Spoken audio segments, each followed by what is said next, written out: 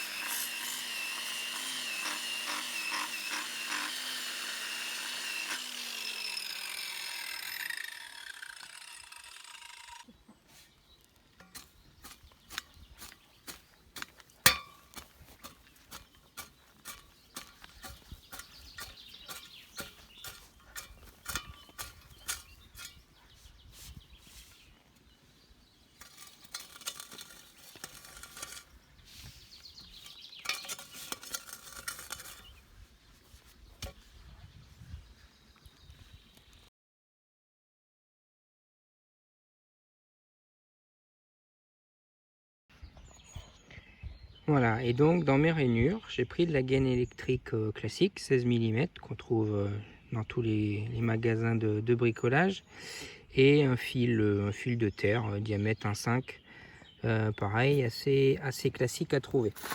Du coup, donc ma gaine a été mise dans ma rainure, j'ai repris mes petits morceaux de terre qui ont été arrachés, mes petites mottes d'herbe, que j'ai remis dessus pour tout boucher. Et en fait, à chaque point donc à chaque fin de gaine, chaque fin de rouleau, ou sur un point de départ pour contourner un obstacle, j'ai intercalé des boîtiers. Donc là, vous voyez, j'ai mon fil périphérique qui arrive ici. Là, j'ai mon départ pour aller sur mon obstacle, mon retour. Donc j'ai mis les deux gaines côte-côte pour être sûr que les deux câbles soient bien parallèles.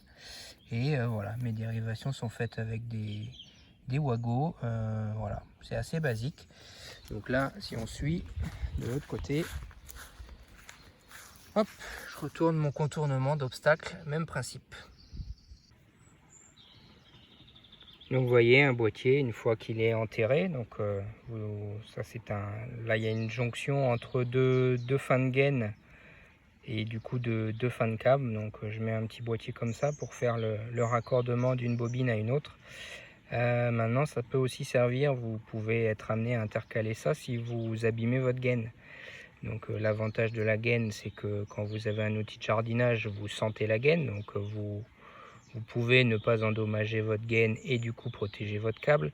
Si jamais il vous arrivait vraiment de casser la gaine et le câble, et bien du coup c'est ce qui m'est arrivé avec un motoculteur. Donc j'ai sorti la gaine complètement. Alors une première fois ça m'a juste sorti la gaine de terre, le fil n'a pas été sectionné. Donc voilà, la gaine a rempli son rôle, elle a protégé le câble.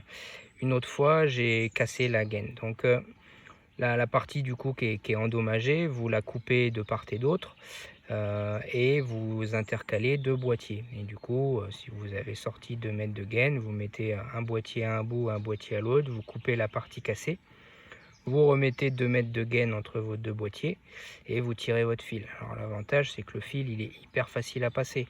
Vous n'avez pas de tranchée à refaire à nouveau. Voilà, le fil, vous tirez dessus, comme il est plutôt droit et sans courbure, un tire-fil ou même pas de tire-fil, le fil il arrive à passer facilement dedans.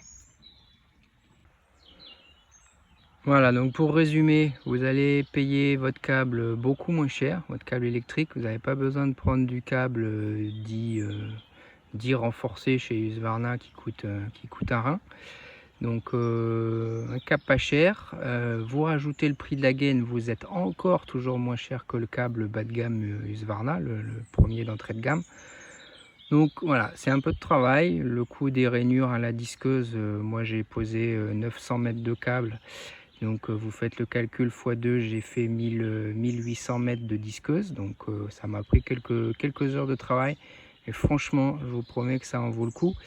Les 2 fois où j'ai abîmé mon câble avec le motoculteur, c'était vraiment que du bonheur, quoi. La réparation a été hyper facile, hyper rapide, donc voilà, ça vaut le coup de perdre un peu de temps à ça. Votre câble, je dirais qu'il est garanti à vie, quoi.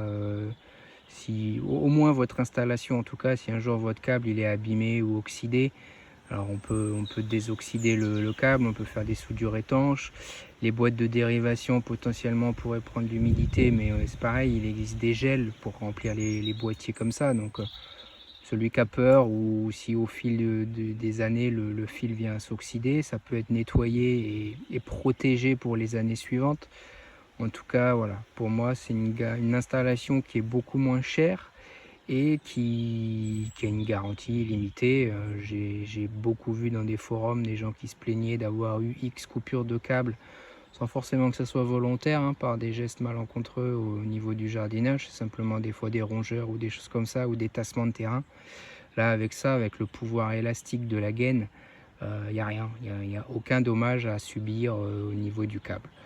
Voilà, la seule chose éventuellement, ça serait l'humidité. Mon installation, elle a plus d'1 an. À ce jour, je n'ai aucun problème à signaler, hormis les 2 coupures que j'ai fait par mégarde. Donc voilà, n'hésitez pas si vous avez des questions, mais je vous conseille fortement de faire ça. Allez, bon bricolage à vous!